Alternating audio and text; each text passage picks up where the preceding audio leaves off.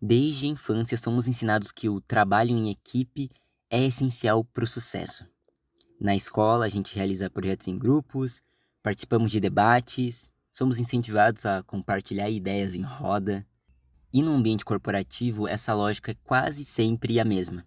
As empresas modernas começaram a adotar escritórios abertos, sem aquelas baias, promovem reuniões constantes e organizam dinâmicas de brainstorming para estimular a inovação.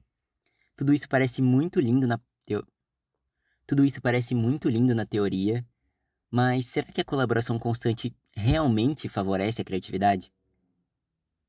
Bom, já adiantando as coisas, a resposta é sim, ela favorece, mas a gente tende a superestimá-la. O que acontece quando a interação se torna mais uma obrigação do que uma escolha produtiva?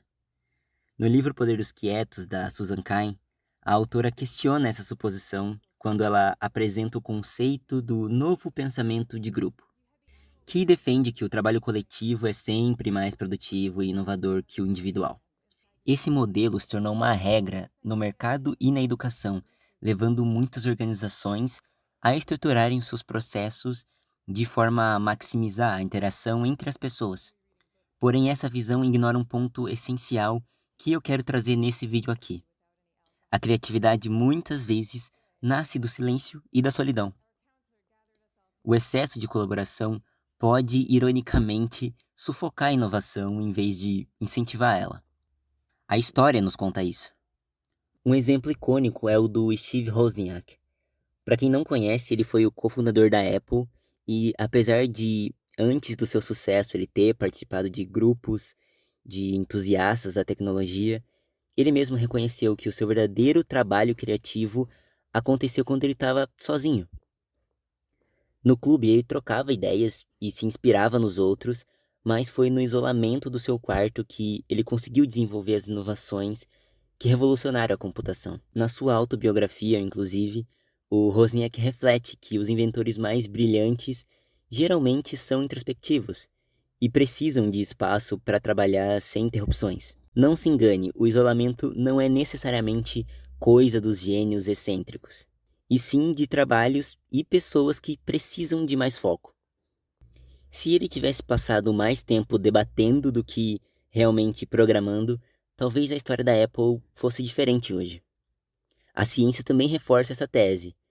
Estudos conduzidos por psicólogos da Universidade de Berkeley demonstram que os indivíduos mais criativos tendem a ser introvertidos e a preferir ambientes mais silenciosos.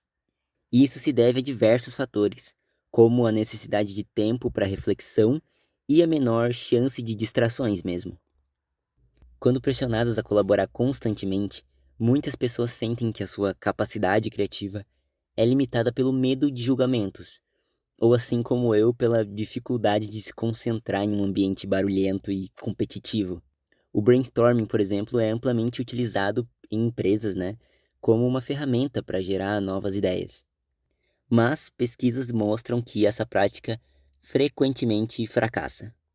Entre os motivos estão o ócio social, em que algumas pessoas se acomodam e deixam que os outros façam todo o trabalho. Tem o bloqueio criativo também, já que apenas uma pessoa pode falar por vez, então isso acaba impedindo o fluxo contínuo de ideias.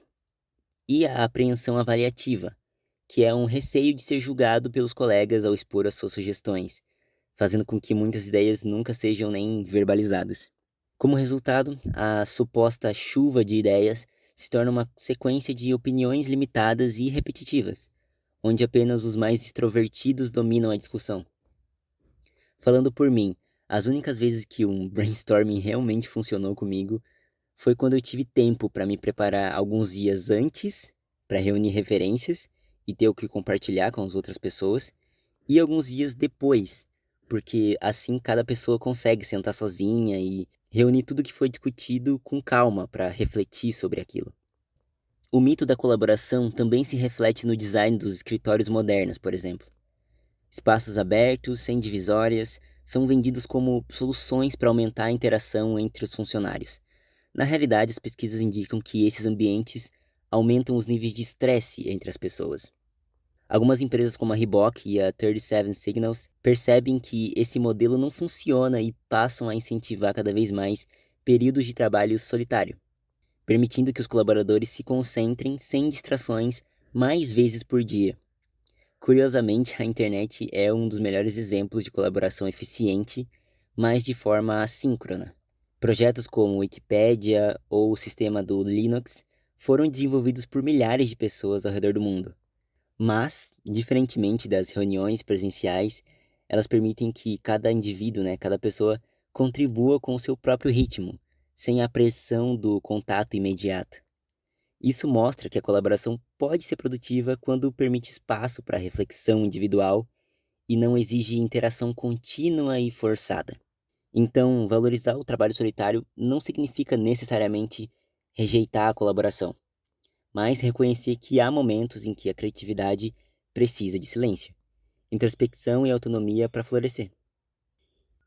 Empresas e escolas que incentivam um modelo mais flexível, permitindo espaços para o trabalho individual e a interação pontual, tendem a produzir melhores resultados. Afinal, nem toda grande ideia nasce de uma sala cheia de pessoas falando ao mesmo tempo o tempo todo. Concorda?